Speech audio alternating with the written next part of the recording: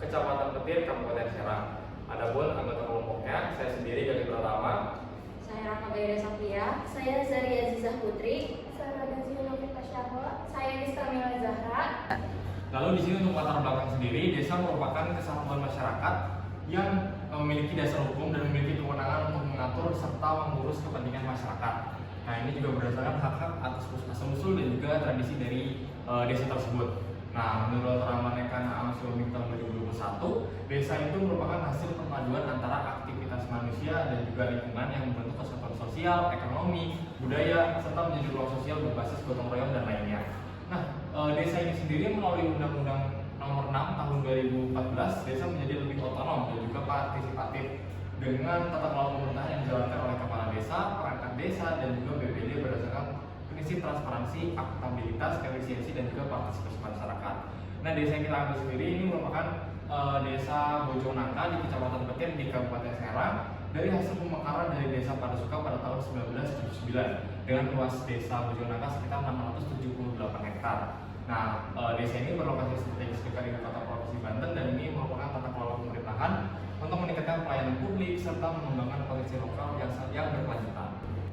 Nah, profil desa yang kami analisis sendiri, desa Bojonangka pada awal pembentukannya, desa Bojonangka ini merupakan bagian dari wilayah administratif desa Padasuka, Kecamatan Petir, Kabupaten Serang, lalu mengalami pemekaran pada tahun 1979. Nah, seiring dengan meningkatnya jumlah penduduk dan juga luas wilayah, sehingga terbentuklah dua desa tuh, desa Padasuka dan juga desa Bojonangka. Nah, setelah pemekaran, desa Bojonangka dipimpin oleh PJS, Kepala Desa Bapak Ekson pada tahun 2012 sampai tahun 2013. Kemudian dilaksanakan pemilihan kepala desa secara demokratis pada tahun 2013 dengan 4 kandidat dan terpilih adalah Bapak Adi Bayuki sebagai kepala desa definitif pertama.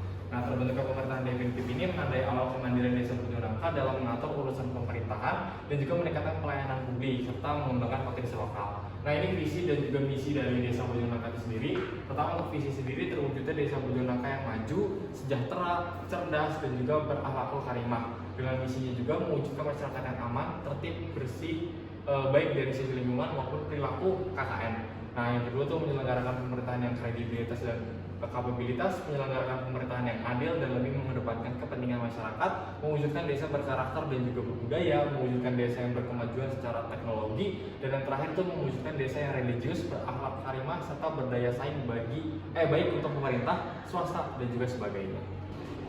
Baik, selanjutnya di sini ada struktur organisasi dari Desa Bojonangka. Yang pertama itu ada di sini ada kepala desanya itu dengan Bapak Yana, dan di sini juga ada badan permusyawaratan desanya itu ada El Hidayat dan sekretaris desa. Nah, sekretaris desa itu kemarin kita wawancara dengan sekretaris desanya dengan Bapak Ade Bayhaki, dan di bawah Bapak Sekdes itu ada Kaur Perencanaan, ada Kaur Umum dan Kaur Keuangan, dan di bawah kepala desa itu ada kasis kepemerintahan, kasis kemasyarakatan, dan kasis pembangunan dan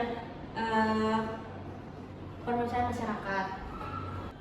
Oke, selanjutnya di sini ada rencana pembangunan jangka menengah desa (RPJMDes). Nah, perencanaan pembangunan di Desa Bojonangka ini dilaksanakan secara partisipatif melalui musyawarah yang berjenjang dari tingkat dusun hingga musrenbangdes yang hasilnya disusun dalam RPJMDes sebagai pedoman pembangunan 6 tahun. Berdasarkan wawancara dengan sekretaris desa, penyusunan RPJMDes periode 2026 ini dilakukan pada 26 September 2025 dan ditetapkan pada 29 September 2025. RPJMDes ini berfokus pada peningkatan infrastruktur dasar, penguatan ekonomi masyarakat, dan pemberdayaan lembaga desa. Hingga 2025, pembangunan poros jalan desa telah rampung dan fokusnya kini diarahkan pada peningkatan kualitas jalan lingkungan, pengembangan sarana sosial, serta penataan wilayah. Nah, arah pembangunan ini juga sejalan dengan prinsip pembangunan berkelanjutan, di mana perbaikan infrastruktur menjadi fondasi bagi pertumbuhan ekonomi dan peningkatan kesejahteraan masyarakat. Baik, selanjutnya akan membahas mengenai keuangan desa Bojonangka. Nah, sumber utama pendapatan dari desa Bojonangka ini itu berasal dari dana desa. Nah, yang bersumber dari APBN. Nah, sementara PADES sendiri itu masih belum signifikan sehingga pembangunannya itu masih bergantung sama dana transfer dari pemerintah. Nah, dana tersebut itu digunakan untuk pembangunan infrastruktur, pemberdayaan masyarakat, dan penguatan kelembagaan desa. Nah, pemerintah desa juga menerapkan prinsip transparansi dan akuntabilitas dalam pengelolaan keuangan agar efisien dan tepat sasaran. Nah, kedepannya Desa Bojongnangka berupaya mengembangkan BUMDes sebagai sumber pendapatan alternatif untuk mengurangi ketergantungan pada dana pusat. Nah, selanjutnya untuk badan usaha milik desa. Nah, BUMDes Desa Bojongnangka ini mulai beroperasi pada bulan Maret atau April pada tahun 2024 dengan unit usaha utama peternakan ayam telur. Nah, pada tahap awal, BUMDes mengelola sekitar 500 ekor ayam dan direncanakan akan meningkat menjadi 1.000 ekor pada tahun 2026 mendatang untuk meningkatkan efisiensi dan pendapatan. Nah, selain menjadi sumber pemasukan desa, BUMDes berperan sebagai sarana pemberdayaan masyarakat melalui kegiatan ekonomi produktif berbasis potensi lokal. Nah, namun pengembangannya juga masih terkendala modal dan manajemen usaha, sehingga memerlukan dukungan dari pemerintah daerah dan instansi terkait. Nah, selanjutnya ini ada Koperasi Merah Putih, di mana Koperasi Merah Putih di Desa Bojongnangka ini berfungsi sebagai wadah ekonomi bersama dan merupakan bagian dari inisiatif pemerintah daerah untuk memperkuat kelembagaan ekonomi desa. Nah, meskipun beberapa perwakilan telah mengikuti pelatihan pengelolaan koperasi, pemahaman masyarakat masih terbatas karena banyaknya yang menganggap bahwa koperasi ini hanya sebagai lembaga simpan pinjam. Nah, pemerintah desa berupaya meningkatkan sosialisasi agar koperasi dipahami sebagai sarana penguatan ekonomi dan kolaborasi warga dalam mengembangkan usaha produktif berbasis potensi lokal seperti pengolahan hasil pertanian dan peternakan. Nah, selanjutnya ada potensi ekonomi dan sumber daya dari Desa Bojongnangka sendiri, yaitu hasil observasi dan wawancaranya itu menunjukkan bahwa Desa Bojongnangka ini memiliki potensi besar di bidang pertanian dan peternakan. Nah, meskipun terkendala sistem pengairan yang belum optimal dengan luas wilayah 678 hektar di dataran rendah, desa ini itu cocok untuk pertanian dan perkebunan. Namun hasilnya itu masih bergantung pada musim hujan. Nah, pemerintah desa telah mengajukan bantuan irigasi untuk meningkatkan produktivitas.